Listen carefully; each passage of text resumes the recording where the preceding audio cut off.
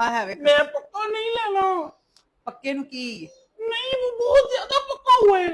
ते कच्चा कितों मैं बेर खो के लिया के दिया नहीं मुझे नहीं पता, मैंने वो नहीं लेना, मुझे विक्की दे। सही चान वर्गा मुंडा मैं तेनू दे छड़ा तू बड़ी अक्ल वाली चले चांद को जो थोड़ा सा दाग लगा हुआ है मैं चीमा दे दे। अला एम चीमा दे दिया ओ ओदे तो भी बढ़िया शै वे ते तेनू मैं की दियां मुझे उठ पै चीमा तो चाहिए। सच्ची गाउनी पर तेरा कख ना जाए उठ पै तो नहीं मुझे एक चीमा दे दे, चांद दे दे। एक भी नहीं टोट ली ले मुझे रिश्ता तो करवा के देना, मेरी बच्ची रिश्ता तेरा यतीम हो रही है। रिश्ता करा देंगे रोई सिर नु उठ पै उतार तो सिर कज ले कसमां नु खानी है मैं ये देखी ना, मैं शरीफ भी बन के आपके सामने आई ते हूं। मन्नू नहीं अजे तू शरीफ चंगी लगदी पे मेरे दिल नु नहीं तू अजे भेजदी पे मैं आपकी टंगे दबा देती मैं हूं। नहीं आ पक्का एडा सोहना ही अज मैं पक्के नु राती बड़ी पक्की कीती सी कि मुड़ जा कर ले सु कुड़ी चंगी है कमाऊ कुड़ी है मॉम नहीं, मुझे वो बहुत ज्यादा पक्का हुआ है। वो मुझे उठ पै उतार इथों वो बहुत पक्का हुआ है, मुझे थोड़ा सा कच्चा चाहिए, थोड़ा सा वाइट वाइट गोरा गोरा। गोरा गोरा क्रीमा बड़िया निकलियां ना उन्होंने लाई क्रीम श्रीम तो डोबा डाबा लाई सु तो सही हो जाए नहीं मुझे नहीं वो लेना। अला चल मेरा पुत्र इस तरह नहीं करीदा जिवें दा अल्लाह दा हुक्म होवे साक लभे ओनू मंजूर कर सिर दा साईं काला होवे चिट्टा होवे हस के बिस्मिल्लाह करके रोटी टुकर देइए ते ओदे अपने रंग बदल जांदा हुंदा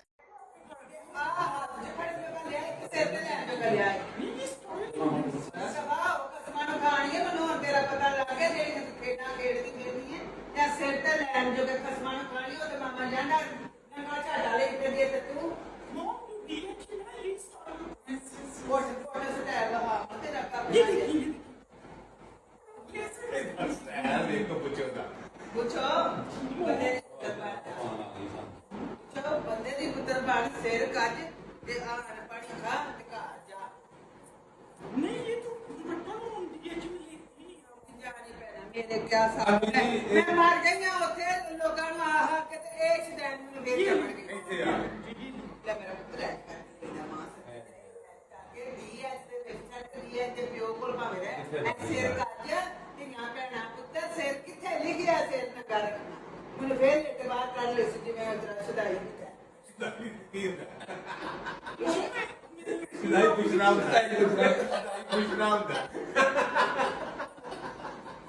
देखिए मॉम आप क्या करती हैं, मेरी सर पर आ गई आप।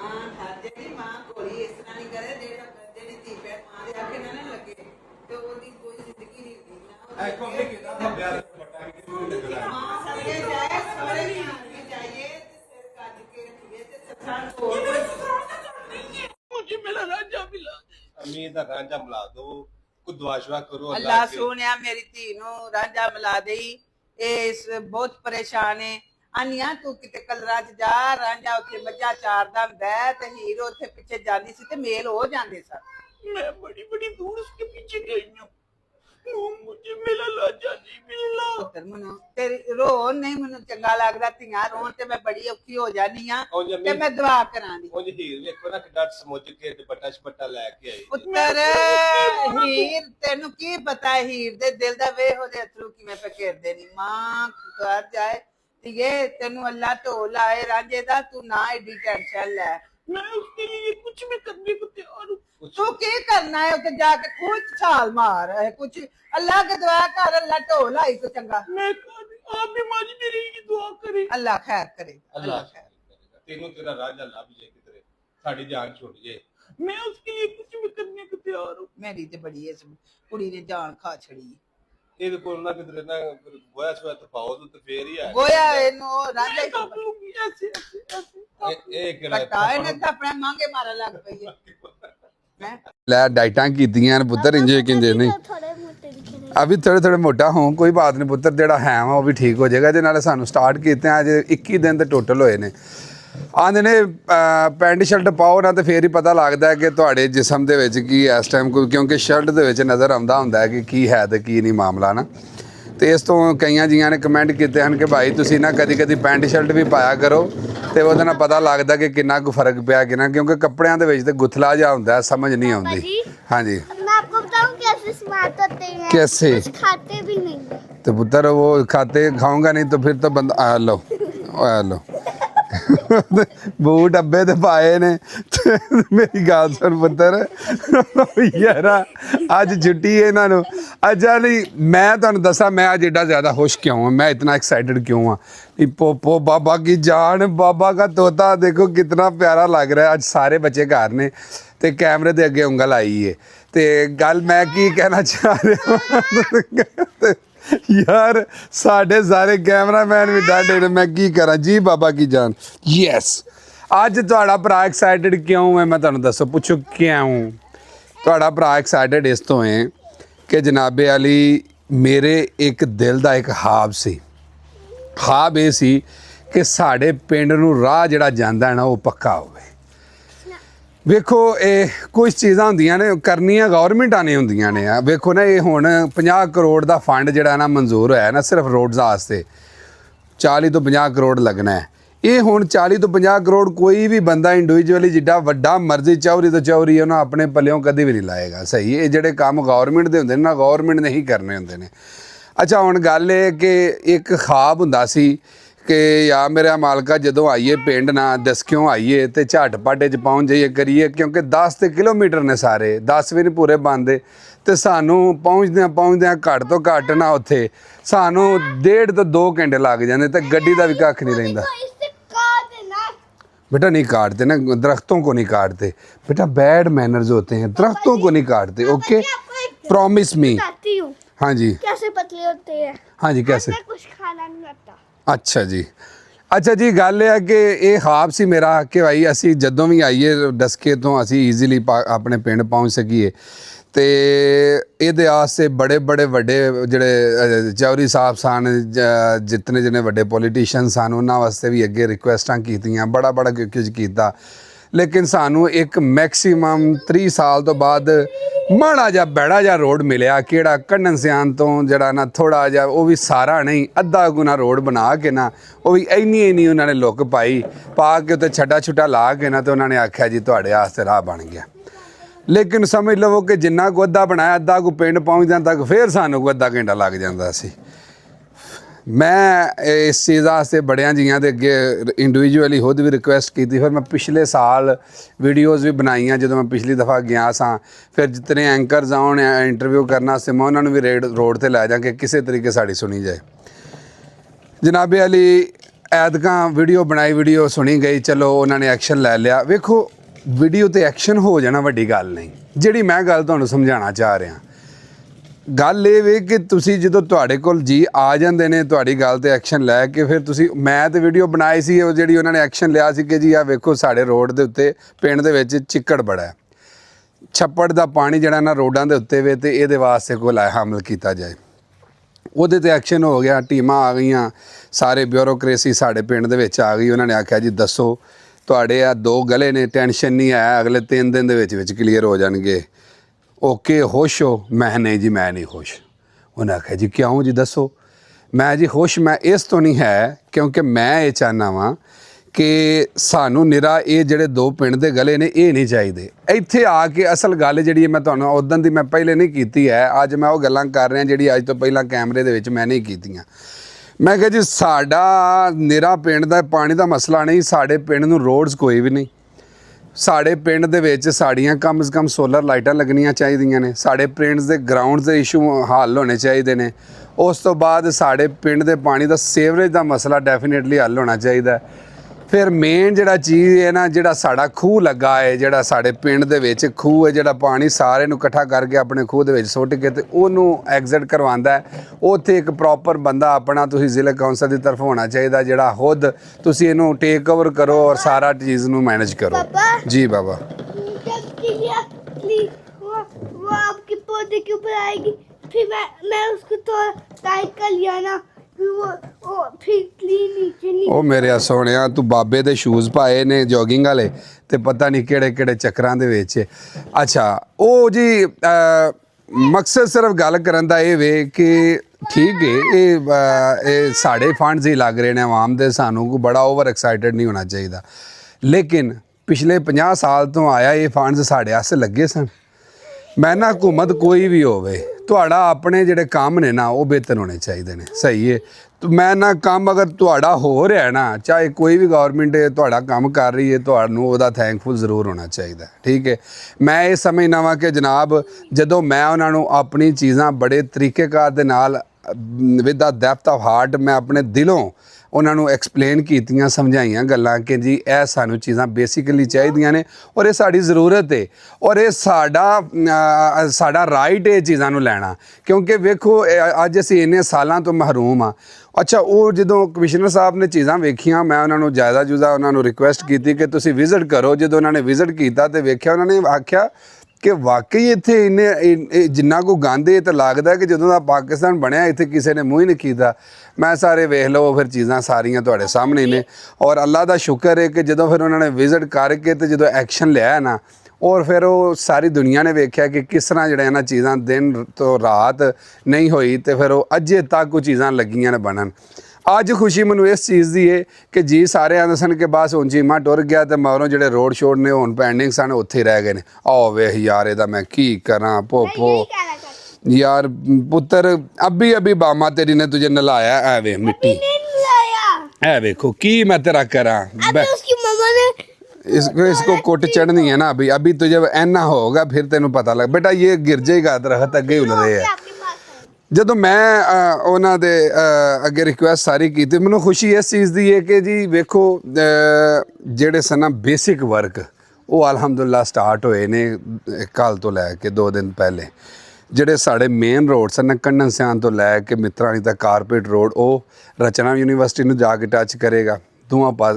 ਫਿਰ ਉਸ ਤੋਂ ਬਾਅਦ ਨਿੱਕੇ ਕਲੇ ਵਾਲੇ ਪਾਸੇ ਰੋਡ ਜਿਹੜਾ ਹੈ ਨਾ ਸਾਡੇ ਪਿੰਡ ਦਾ ਉਹ ਬਣ ਰਿਹਾ ਮਿੱਤਰਾਣੀ ਤੋਂ ਲੈ ਕੇ ਪਹਾੜੇ ਵਾਲੇ ਤੱਕ ਬਣੇਗਾ, ਪਹਾੜੇ ਵਾਲੇ ਤੋਂ ਲੈ ਕੇ ਚੌੜੇ ਤੱਕ। ਮਤਲਬ ਇਹ ਵੇ ਕਿ ਸਾਡੇ ਪਿੰਡ ਵਾਸਤੇ ਜਦੋਂ ਮੈਂ ਉਹਨਾਂ ਨੂੰ ਰਿਕੁਐਸਟ ਕੀਤੀ ਹੈ ਨਾ ਉਹਨਾਂ ਨੇ ਆਖਿਆ ਕਿ ਅੱਛਾ ਇੱਕ ਹੋਰ ਮਜ਼ੇ ਦੀ ਗੱਲ ਹੈ ਜਦੋਂ ਮੈਂ ਉਸ ਮੀਟਿੰਗ ਦੇ ਵਿੱਚ ਇਹ ਸਵਾਲ ਉਠਾਇਆ ਸੀ ਨਾ ਕਿ ਸਾਡੇ ਪਿੰਡ ਨੂੰ ਰੋਡ ਕੋਈ ਨਹੀਂ ਉਹਨਾਂ ਆਖਿਆ ਜੀ ਰੋਡ ਤੇ ਖੈਰੀ ਮੇਰੀ ਨੇ ਬਿਲਕੁਲ ਠੀਕ ਠਾਕ ਨੇ ਜਦੋਂ ਅਸੀਂ ਆਏ ਆ ਉਹ ਤੇ ਬਿਲਕੁਲ ਕਾਰਪੇਟ ਰੋਡ ਸੀ। ਮੈਂ ਸਰ ਵਿਦ ਡਿਊ ਰਿਸਪੈਕਟ ਜਿਸ ਰੋਡ ਤੋਂ ਤੁਹਾਨੂੰ ਲੈ ਕੇ ਆਇਆ ਗਿਆ ਹੈ ਉਹ ਸਾਡੇ ਪਿੰਡ ਦਾ ਰੋਡ ਹੈ ਹੀ ਨਹੀਂ ਹੈ।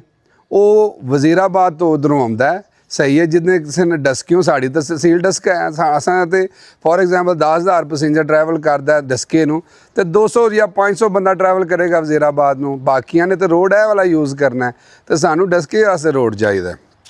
ਉਹਨਾਂ ਨੇ ਆਖਿਆ ਕਿ ਉਹਨਾਂ ਨੂੰ ਪੁੱਛਿਆ ਇੰਤਜ਼ਾਮੀਆਂ ਨੂੰ ਕਿ ਤੁਹਾਨੂੰ ਹੁਣ ਅਜੇ ਮਸਾਇਲ ਦੇ ਵਿੱਚ ਪੁੱਛਿਆ ਗਿਆ ਹੈ ਕਿ ਸਾਨੂੰ ਇਹ ਦੱਸੋ ਕਿ ਮਿੱਤਰਾਂ ਵਾਲੀ ਦੇ ਜਿਹੜਾ ਪਾਣੀ ਵਾਲੇ ਗਲੀਆਂ ਤੋਂ ਇਲਾਵਾ ਵੀ ਕੋਈ ਮਸਾਇਲ ਹੈ ਨੇ ਤੇ ਤੁਸੀਂ ਆਖਿਆ ਜੀ ਕੋਈ ਮਸਲਾ ਨਹੀਂ ਬਾਕੀ ਰੋਡ ਸ਼ੋਡ ਓਕੇ ਨੇ ਹਰ ਸ਼ੈ ਓਕੇ ਹੈ।